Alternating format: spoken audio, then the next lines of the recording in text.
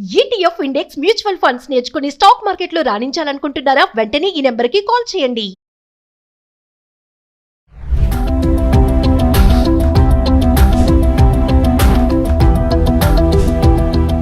నమస్తే, welcome back to Suman TV. Present మనతో పాటు ఉన్నారు అనలిస్ట్ మందర్ కృష్ణారెడ్డి గారు. నమస్తే సార్. నమస్తే అమ్మా. సార్, పోస్ట్ ఆఫీస్ స్కీమ్స్ గురించి మనం మాట్లాడుకుంటున్నాం. అయితే ఈరోజు నాకు నెలవారీ ఆదాయం వచ్చాయి. ఇప్పుడు ఒక జాబ్ చేసి ఒక శాలరీ వస్తుంది, ఆ బిజినెస్ చేసిన ఒక సమ్ అమౌంట్ వస్తుంది.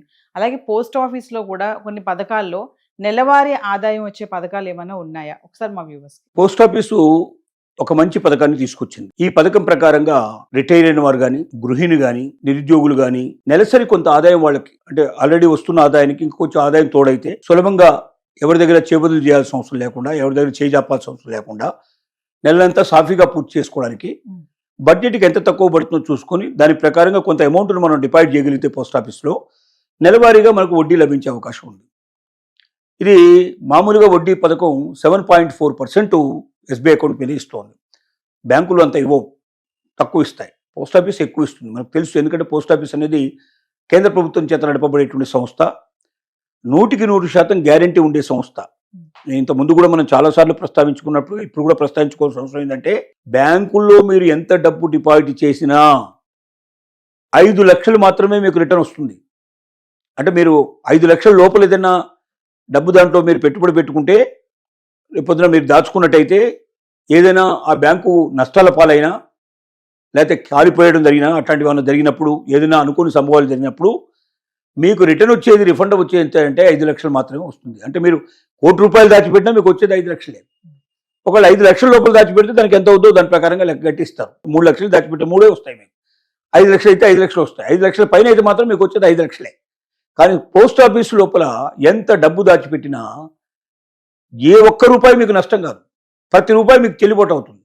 కారణం ఏంటంటే ఇది 100% సెంట్రల్ గవర్నమెంట్. నేషనలైజ్డ్ బ్యాంకులో కూడా 51% మాత్రమే బ్యాంకు గవర్నమెంట్ సంబంధించిన దాంట్లోపల షేర్స్ ఉంటాయి.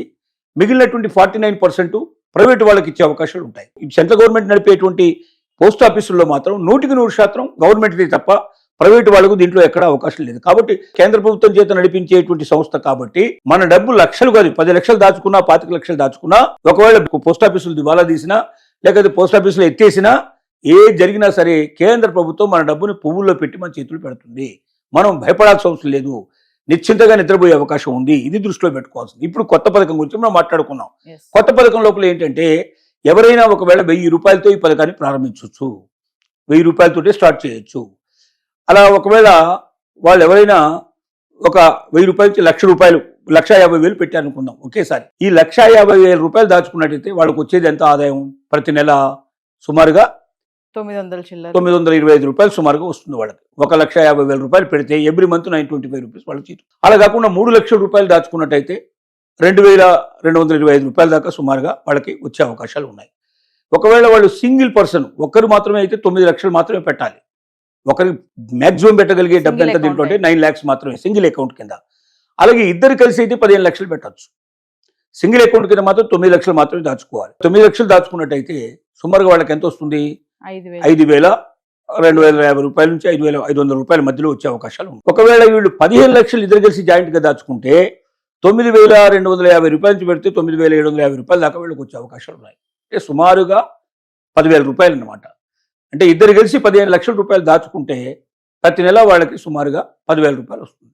ఇంత వడ్డీ మనకు ఎక్కడ ప్రైవేట్ దగ్గరలో దొరకదు మనకు. అంటే ప్రైవేట్ వాళ్ళు అంటే ఎవరికైనా ఇస్తే రూపాయి వడ్డీ ఇస్తాం, ₹2 వడ్డీ ఇస్తామని ఆశ పెడతారు మనకు. కానీ రేపు పొద్దున వాడు మొత్తం మనకు డబ్బు ఇవ్వకుండా ఎగ్గొట్టినా మనం ఆశ్చర్యపడాల్సిన అవసరం లేదు. దానికి ఏ కోర్టుకు పోయి మనం ఎక్కడి నుంచి కూడా డబ్బు తెచ్చుకునే అవకాశం మనకు లేదు. కానీ ఇక్కడ ఏంటంటే 100% పక్కా మన డబ్బు ₹1 ఎక్కడికి వెళ్ళదు. ఎట్టి పరిస్థితుల్లో మనం నష్టపోము, ఎట్టి పరిస్థితుల్లో మనం మోసపోము. పోస్ట్ ఆఫీస్ దాకా వెళ్ళి కూడా మనం ఓపెన్ చేసుకోవచ్చు, లేకపోతే మనం ఆన్లైన్లో కూడా ఓపెన్ చేసుకునే అవకాశం ఉంది ఖాతాలు. ప్లస్ ఆన్లైన్లో మనం వడ్డీ మనం తీసుకునే అవకాశం ఉంది. మనం పోస్ట్ ఆఫీస్ దాకా వెళ్లాల్సిన అవసరం కూడా లేదు. ఏ పల్లెటూరులో ఉండేవాడైనా సరే పోస్ట్ ఆఫీస్ పక్కనే ఉంటుంది కాబట్టి అకౌంట్ ఓపెన్ చేసుకోవడం సులభం అవుతుంది. చదువు రాని వాళ్ళైనా ఓపెన్ చేసుకోవచ్చు, చదువు వచ్చిన వాళ్ళైనా ఓపెన్ చేసుకోవచ్చు. ఇంత ఈజీగా, ఇంత 100% గ్యారంటీ ఉండే పద్ధతిలో ఇంత ఎక్కువ వడ్డీ రేట్లు, అంటే నిబంధనల ప్రకారంగా చట్టబద్ధంగా ఇంత ఎక్కువ వడ్డీ రేటు రావడం అనేది చాలా కష్టంతో కూడుకున్న పని. అలాంటి ఒక వడ్డీ రేటు ఇచ్చేటువంటి అవకాశం ఉన్నటువంటి పోస్ట్ ఆఫీసుల్ని ప్రతి ఒక్కరు ఆలోచన చేయాలి. మన దగ్గర డబ్బు ఉంటే ఊరికే మన దగ్గర పెట్టుకుంటే కన్నా ఇందులో పెట్టుకోవడం మంచిది. ప్రైవేట్ వాళ్ళకి ఎవరికైనా ఇస్తే అసలే డబ్బులు రాకపోయినా మనం ఆశ్చర్యపడాల్సిన అవసరం లేదు. అలాంటి ఎందుకు ఒక రిస్కులో మనం వెళ్ళడం ఎందుకు? నిజాయితీగా హాయిగా నీతిగా మన డబ్బు మనకు చేతికి వచ్చేట్టుగా వడ్డీ కూడా నెలకు వచ్చేట్టుగా పెట్టుకుంటే వడ్డీ తక్కువైనప్పటికీ, అంటే తక్కువ అంటే నేను అనేది ప్రైవేట్ వాళ్ళతో పోలిస్తే తక్కువ అవుతుంది తప్ప మిగతా బ్యాంకులతో పోలిస్తే ఇక్కడ ఎక్కువే. కాబట్టి ఏ బ్యాంకులోనో పెట్టి రేపు పొద్దున 9 లక్షలు మన దగ్గర ఉందని పెట్టేసాం, సింగిల్గా ఎంట్రీ చేసుకుంటే డబుల్గా ఇద్దరు కలిపి 15 లక్షలు పెట్టారు. ఒకవేళ 15 లక్షలు ఉన్న బ్యాంక్ ఏదైనా దివాలా తీస్తే మీ చేతికి వచ్చేది ఎంత? 5 లక్షలు వస్తుంది. కానీ ఇక్కడ అట్లా కాదు, 15 లక్షలకు 15 లక్షలు వస్తుంది. ప్రతి నెల వడ్డీ అక్కడికన్నా ఇక్కడ ఎక్కువ వస్తుంది. కాబట్టి దేనికోసం మనం బ్యాంకులో పెట్టాలి? పోస్ట్ ఆఫీసులు మన దగ్గరగా ఉంటాయి. ఊళ్ళలో ఉండే వాళ్ళకి బ్యాంకుల్లో అనుభవంగా ఉండవు. ఊళ్ళో పల్లెటూరులో ఉండేవాడు ఏ మండలం ఎట్టుకోకపోవాలి, ఎక్కడికో డిస్ట్రిక్ట్ ఎట్టుకోకపోయి ఎక్కడో ఓపెన్ చేయాలి. వాడు బ్యాంకులు దగ్గరగా ఉండవు. కానీ పోస్ట్ ఆఫీస్ మాత్రం దగ్గరగా ఉంటుంది. ప్రతి 2-3 ఊళ్ళకి కంపల్సరీ ఒక పోస్ట్ ఆఫీస్ ఉంటుంది. కొంచెం పెద్దది, ఒక 1000 జనాభా 4000 జనాభా ఉండే జనాభా ఎక్కడైనా సరే పోస్ట్ ఆఫీస్ ఉంటుంది.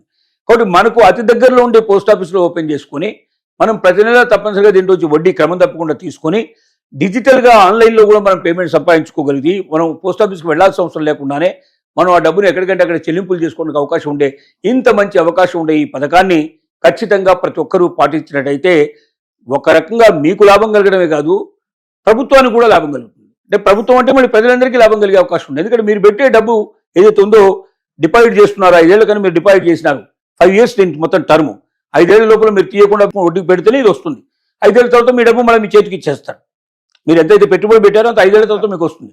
5 ఏళ్ల లోపల మీరు దీన్ని డిస్టర్బ్ చేస్తే మాత్రం కొంత వడ్డీ మీరు నష్టపోవాల్సిన పరిస్థితి ఏర్పడుతుంది. అది దాన్ని బట్టి ఎప్పుడు మీరు విత్డ్రా చేస్తారనే దాన్ని బట్టి ఆధారపడండి. 5 ఏళ్ల దాకా విత్డ్రా చేయకపోతే మీకు మొదలుపెట్టిన రోజు నుంచి 5 ఏళ్ల దాకా ప్రతి నెల క్రమం తప్పకుండా మీకు వడ్డీ వస్తుంది. 5 ఏళ్ల తర్వాత మీ డబ్బు మీకు వాపసు వస్తుంది. 100% దీనికి గ్యారంటీ ఉండేటువంటి పుచ్చికత్తుగా కేంద్ర ప్రభుత్వం ఉంటుంది. కాబట్టి ఇది అన్నిటికన్నా సేఫ్ అయినటువంటి మంచి వడ్డీ పథకం. Thank you.